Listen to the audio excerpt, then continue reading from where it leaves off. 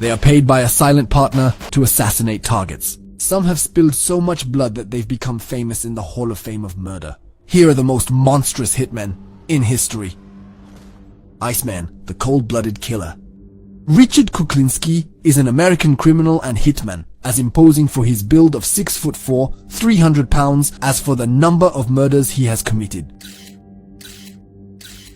He has confessed to killing over 100 people in the course of his career, although he has only been convicted of 5 murders. Born in the 1930s in the suburbs of New York, he grew up with a violent, alcoholic father, and at the age of 13, he ends up killing a classmate. It was his very first murder. He began his criminal career selling illegal copies of X-rated films, then turned to selling drugs. In 1973, he was spotted and recruited by the Italian-American mafia. Richard Kuklinski soon became the most feared hitman in the United States. As his life of crime progressed, the police began to nickname him Iceman. One of his methods was to freeze the bodies of his victims, making it impossible to determine the time of death. His killing methods were particularly cruel. He explains them in a book. I would usually drag my victims in a cave, tie them up, then film them being eaten by rats. Why?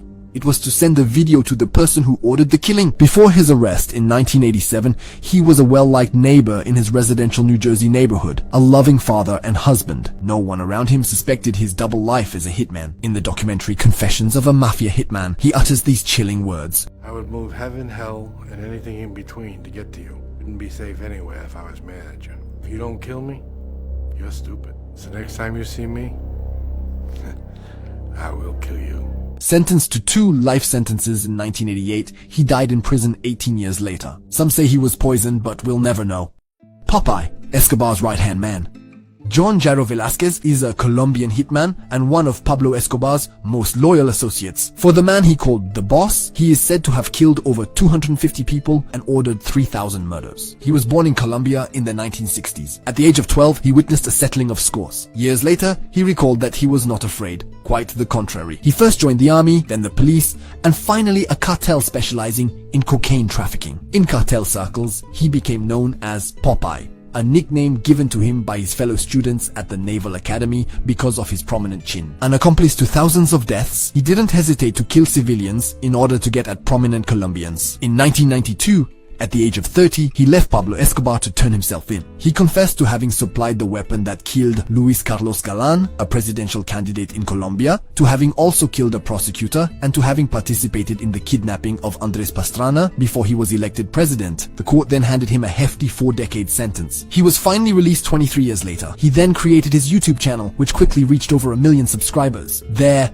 Popeye shows off his tattoos and boasts of having killed Colombian journalists, politicians, and policemen. In 2015, the man who loves the spotlight paid his respects at Pablo Escobar's grave near Medellin in front of journalists' cameras. There, he uttered the now famous words, "Whatever the power or the money, we'll all end up here. We thugs will end up in prison, the morgue or the cemetery. Those are our meeting places." Popeye died in 2020 of esophageal and stomach cancer.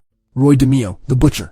Nicknamed the Cleaner of Brooklyn, Roy DeMeo was a hitman and gangster in the New York Italian Mafia. He is suspected by the FBI of having committed between 75 and 200 murders in just 10 years. He grew up in Brooklyn in the 40s in a family of Neapolitan origin. A corpulent child, he was teased by his classmates and fought to gain respect at an early age. He began by killing for the Gambino family, then quickly climbed the ranks of American organized crime. Over the years, Roy DeMeo became known for his particularly sordid method of murder, the Gemini method. After shooting his victim in the head, DeMeo would plunge a knife into the heart to stop the flow of blood, then suspend the body by the feet over a bathtub. The hitman would then cut the body into several pieces and throw them into rubbish bags. In this way, he made hundreds of bodies disappear, never to be found again. Meanwhile, he led a quiet family life with his wife and 3 children in a small house by the sea. Who would have thought that he was one of the most sought-after hitmen in the United States? In the 80s, the FBI tracked him down and DeMeo became paranoid. His godfather, Paul Castellano, feared he was collaborating with the police and decided to have him eliminated. His body was found riddled with bullets in the trunk of his car in Brooklyn